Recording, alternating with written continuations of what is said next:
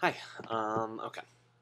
Social construction. Oh, first off, sorry about this being late. The last day or two has been a little bit of a whirlwind, so I actually just got back to Blacksburg a little bit ago. So, thank you for letting me do this late, and sorry about it being late. So anyway, social construction.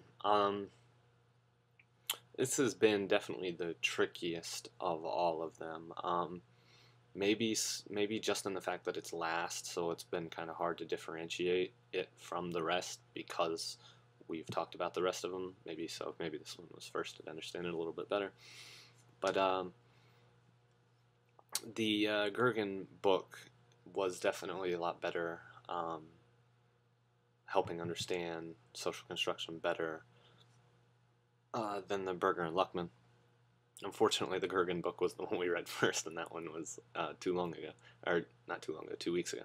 Um, so anyway, um, the main idea that I got out of social construction was still similar to social constructivism in the sense that the meaning in all life and in objects and everything is still made in society by the surroundings, still by your culture and by the people.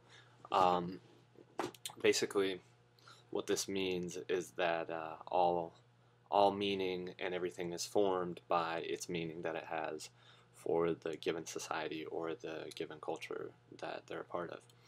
Um, Gergen especially believed in this individual self.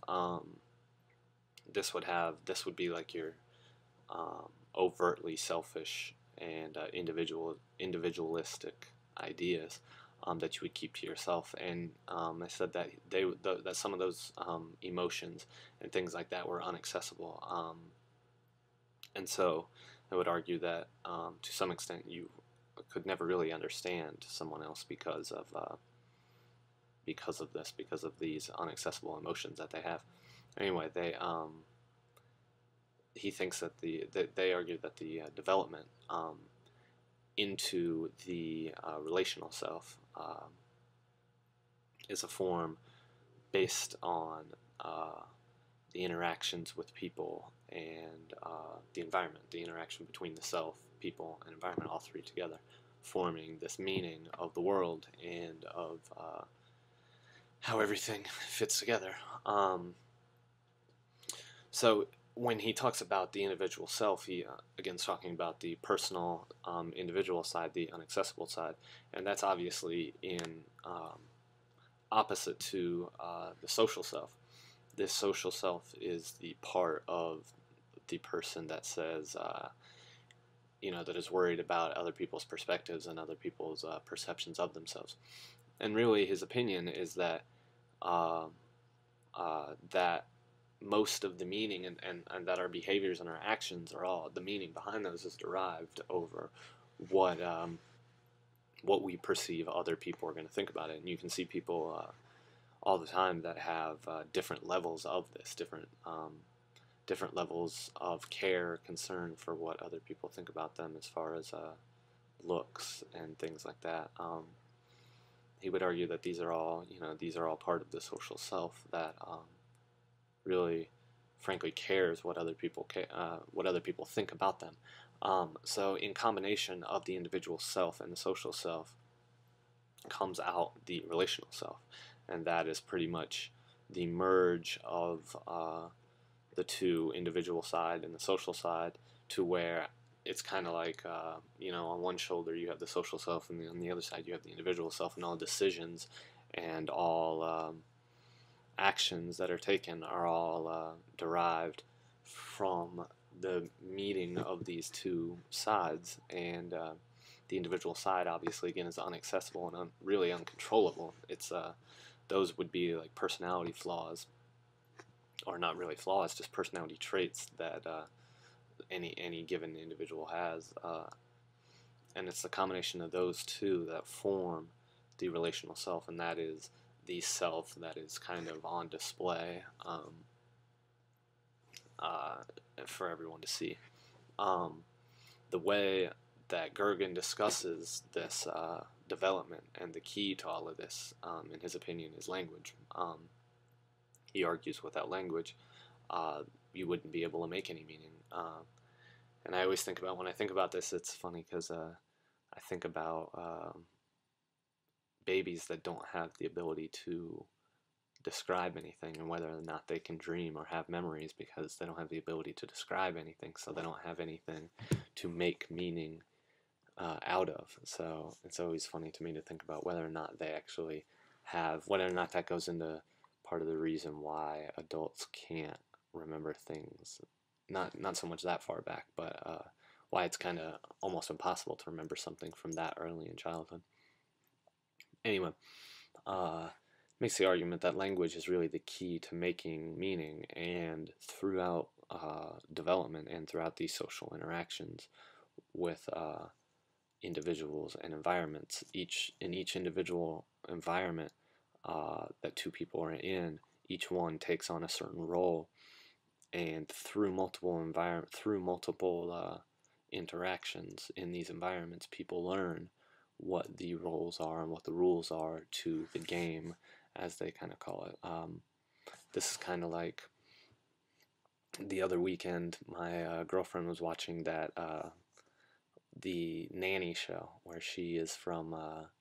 She's an English woman, and the show had her with a family of like 8 people or something, and she was taking steps to have the six kids behave properly on the airplane, and she was kind of preemptively teaching the kids the what their role and what their characters were on the plane, and the way they were and weren't supposed to act.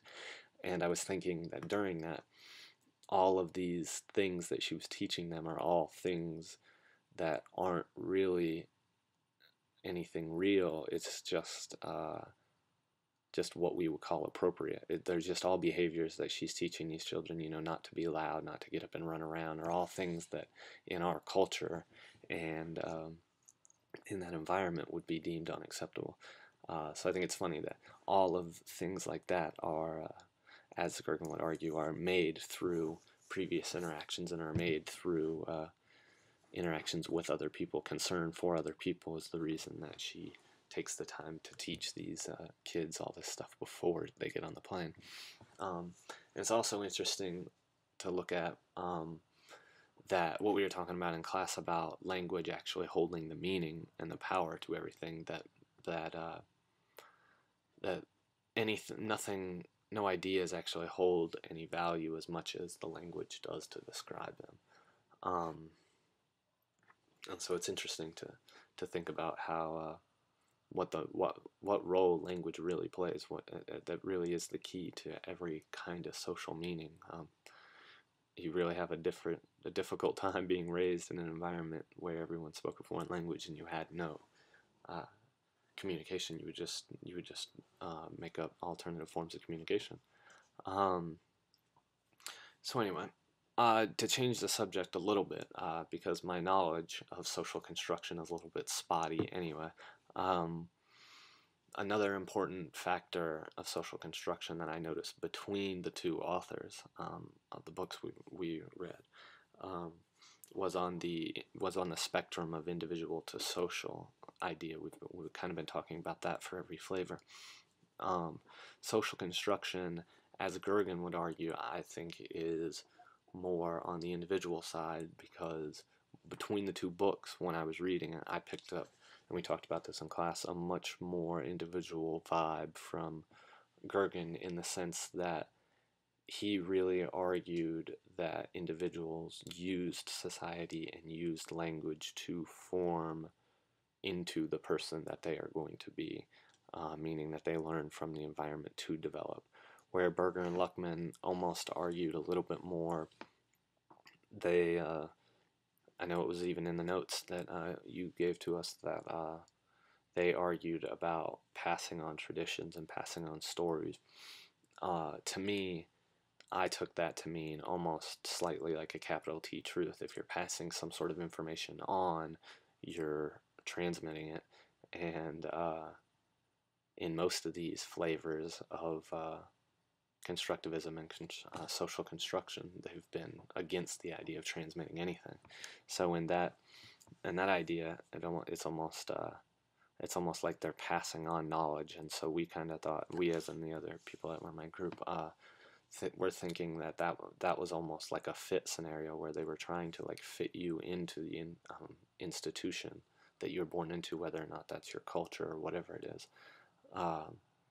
So that they were almost trying to fit you into it more, so that they would fall more on the social side, more than Gergen, where they give you the individual argument, and that's even reflected in his opinion on the individual self and everything. He thinks that there's a complete individual side to the whole development and the social development to form the relational self. So we notice that difference between the two also. So that's about going to wrap it up. Again, biggest thing I think was the language thing. It's the key to all the meaning making. Gergen and all social construction recognize and argue that meaning is made through interaction between people, the environment, and the self, and that language really is the driving force between all that. Not language really, and almost not all the time even in spoken language, just communication in general. And talked about the differences between Gergen and Berger and Luckmann a little bit, where Gergen falls a little bit more individual, and Berger and Luckmann kind of almost, in my opinion, hint at a capital T truth in some things by passing on rules and traditions and such. So, hopefully this works and I don't have problems like I've had before, and I will see you in class after Thanksgiving. Have a happy Thanksgiving.